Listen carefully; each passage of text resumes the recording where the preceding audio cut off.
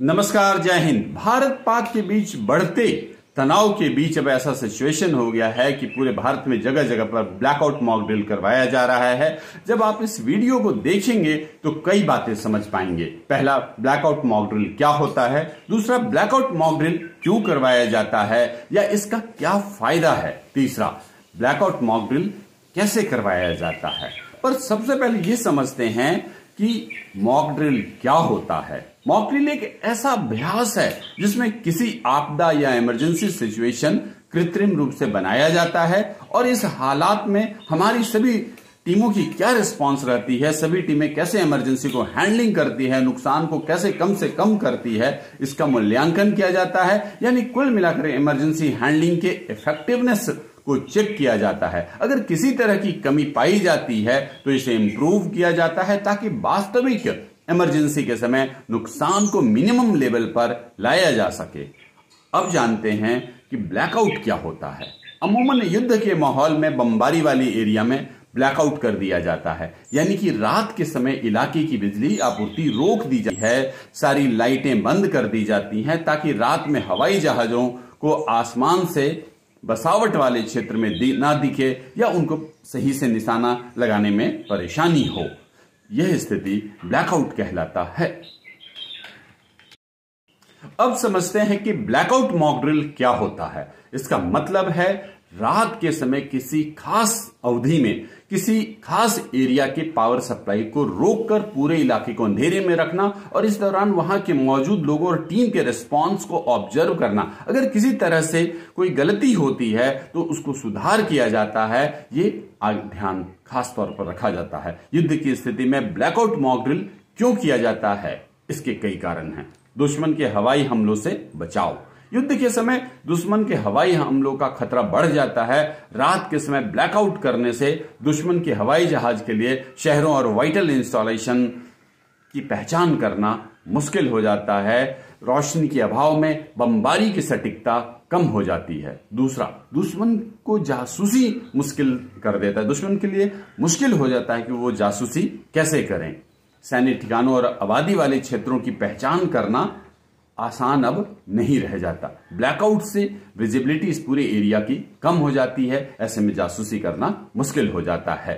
नागरिकों की सुरक्षा भी एक खास चीज है, सुनिश्चित किया जाता है। इसके जरिए नागरिकों को पता चल जाता है कि कैसे छुपाव करना है, कैसे अपने को अंधेरे में रखना है। और आखिरी में कहना चाहूंगा कि इससे कुल मिलाकर पूरी टीम का आत्मविश्वास बढ़ जाता है। उन्हें समझ में आ जाता है कि अगर युद्ध जन्य परिस्थिति हो तो ब्लैकआउट करके अपने को कैसे सुरक्षित रखना है।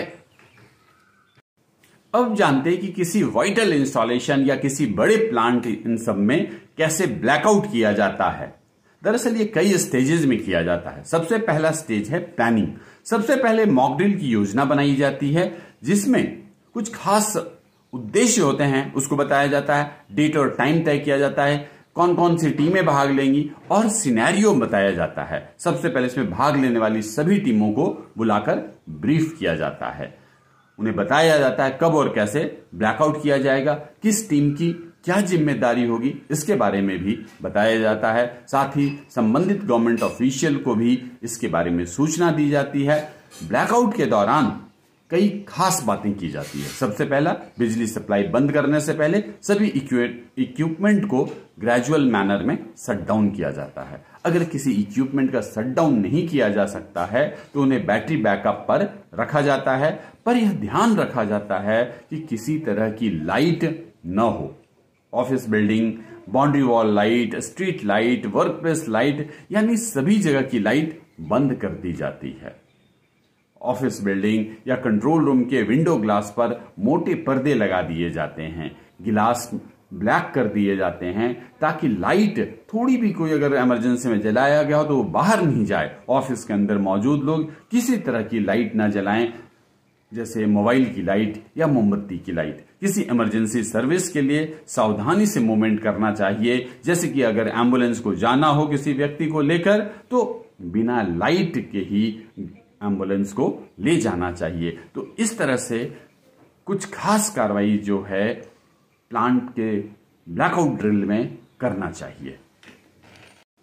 ब्लैकआउट ड्रिल में ऑब्जर्वर का रोल बहुत इंपॉर्टेंट होता है। उसका जिम्मेवारी है कि पूरे रिस्पांस को ध्यान रखे। सभी team, fire brigade, medical, employee, worker कैसे रिस्पांस करते हैं उस पर खास ध्यान रखना चाहिए। टीम के आपसी तालमेल पर भी खास निगाह रखा जाना चाहिए। इस तरह गैर जरूरी मूवमेंट से बचना चाहिए और ड्रिल के दौरान किसी तरह की कमियां दिखती है तो सभी लोगों को डीब्रीफिंग में बताना चाहिए।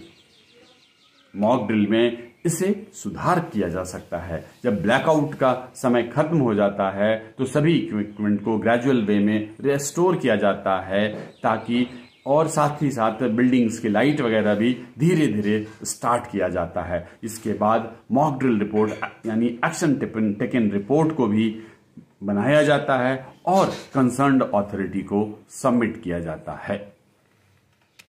अब बात करते हैं ब्लैकआउट मॉक ड्रिल के क्या फायदे हैं। ब्लैकआउट मॉक ड्रिल के कई खास फायदे हैं। पहला, लाइफ और प्रॉपर्टी की सुरक्षा। बेहतर तैयारी से बिजली कटौती की स्थिति में, ब्लैकआउट की स्थिति में जान माल के नुकसान को कम किया जा सकता है। दूसरा, लॉ एंड ऑर्डर बनाए रखना। यह लोगों को शांति और व्यवस्था बनाए रखने के लिए ट्रेनिंग देता है, जिससे अगर कोई क्योस होता है तो उसकी स्थिति से बचा जा सकता है। तीसरा, इमरजेंसी हैंडलिंग की तेज कार्रवाई। आपातकालीन सेवाओं को बिजली कटौती की स्थिति में तेजी से और प्रभावी ढंग से रिस्पॉन्स करने के लिए तैयार किया जाता है। चौथा, रिसोर्सेज का अच्छे और ऑप्टिमम तरीके से इस्तेमाल करना। यह मॉक ड्रिल सुनिश्चित करता है कि बिजली कटौती के दौरान उपलब्ध संसाधनों का कुशलतापूर्वक उपयोग किया जाए। पांचवा, मनोवैज्ञानिक तैयारी, साइकोलॉजिकल रेडीनेस। ये लोगों को मानसिक रूप से ऐसी स्थिति के सामना करने के लिए तैयार करता है जिससे डर और घबराहट को कम किया जाए।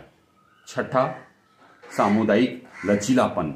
यह समुदाय को एक साथ मिलकर काम करने और संकट का सामना करने के लिए प्रोत्साहित करता है। इससे सामुदायिक लचीलापन बढ़ता है और ब्लैकआउट मॉक ड्रिल को सही तरीके से किया जा सकता है। और सचमुच में कुल मिलाकर कहने वाली बात यह है कि ब्लैकआउट मॉक ड्रिल के जरिए वास्तविक इमरजेंसी के समय, युद्ध के हालात में अगर कोई बमबारी होती है और एरिया का ब्लैकआउट कर दिया जाता है तो इस मॉक ड्रिल से हम सभी लोग क्या कार्रवाई कर सकते हैं हमें पता चलता है।